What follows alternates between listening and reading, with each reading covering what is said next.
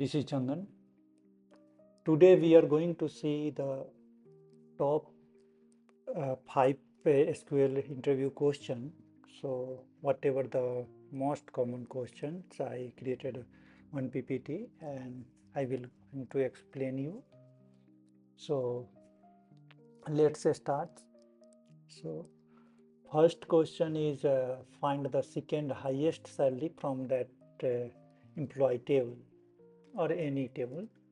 So we can find out using these max functions. So normally when we need to find maximum salary from the tables, so that times we need to give that max functions and provide that column name, and then it will return that maximum of salary. Whatever the maximum salary, it will return. After that we are providing a one where clause where salary is less than maximum salary, so it will becomes the second highest salary. So there is a SQL statement: select max salary as second highest salary from employee where salary is less than select max salary from employee. So here you can see there is a two query. First query is select max salary from employee. So it will execute first and return that whatever the query returning that values, and then it compare that second for the second highest salary. So when we writing that max salary as a second highest salary, it will be a alias of that maximum second highest salary from the employee table where salary is less than maximum salary. So it will return that.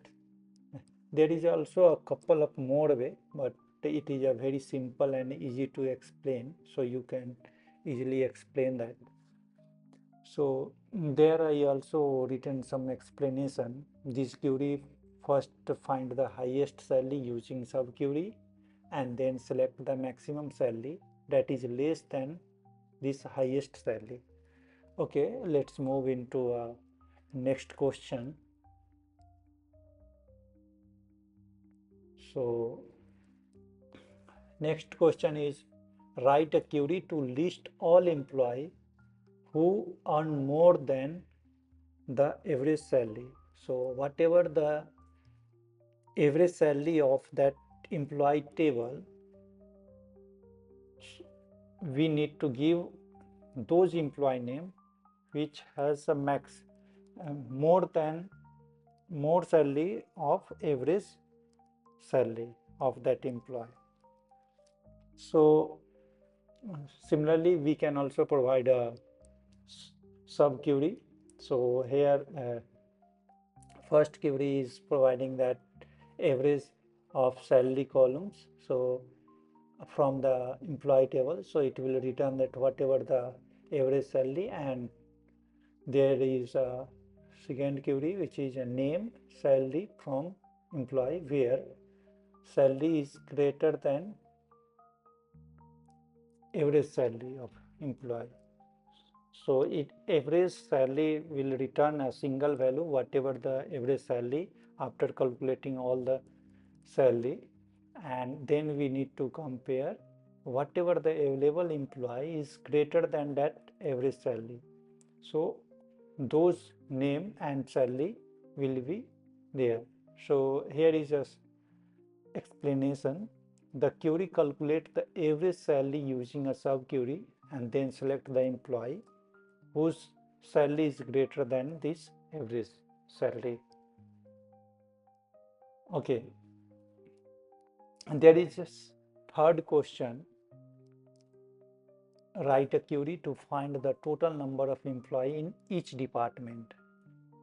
So whatever the employee in the employee table, we need to group by based on that department. So each department has some number of employees, so we can calculate how many employee in each department. So based on that, we can calculate based on that department.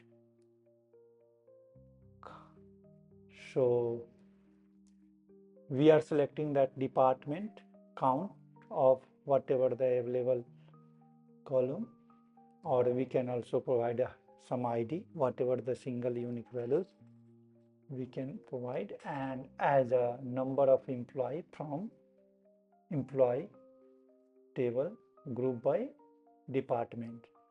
So here you can see we are provided that conditions group by department. So it will group that all the departments. So suppose HR one department, IT is one of the department. So it will group all the departments one by one. Suppose HR have 10 members, so it will group 10 members, and then also group that IT members. So suppose 10 members and IT have 50 members, so it will be a two group or set, and then we are going to perform that count operations on whatever that each group have that employee, and returning that number of employee from that employee table. So there is a number of employee which is a count of employee of each department. So explanation is this query group the records by departments and count the number of employee in each department. I will recommend that you can create a few of records in your database tables and perform that operations, so you can get more hands-on and you can easily explain in the interview confidently. So it will help you out while giving that interview.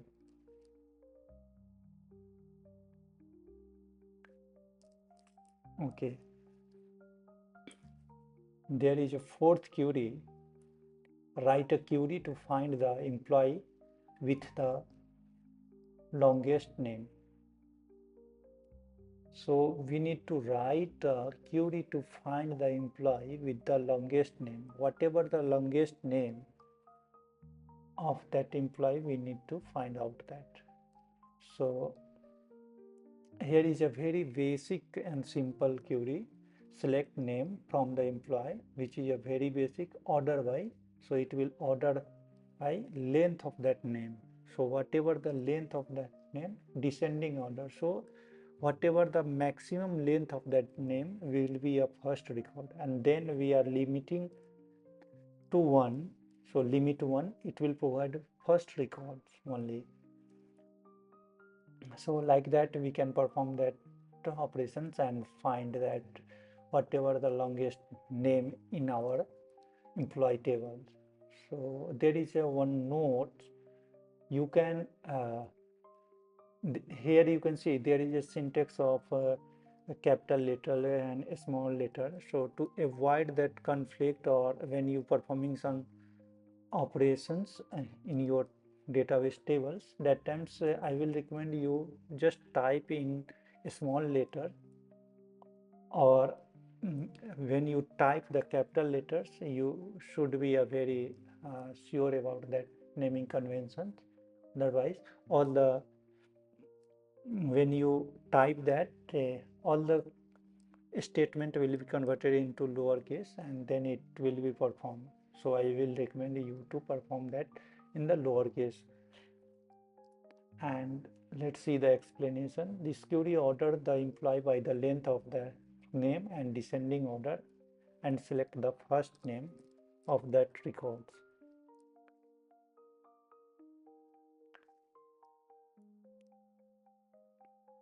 Yes, so this is a last question, which is a fifth number. Write a query to find the number of employees who's joined in the last 30 days. So SQL solutions. select count strict as a recent hire from employee where join date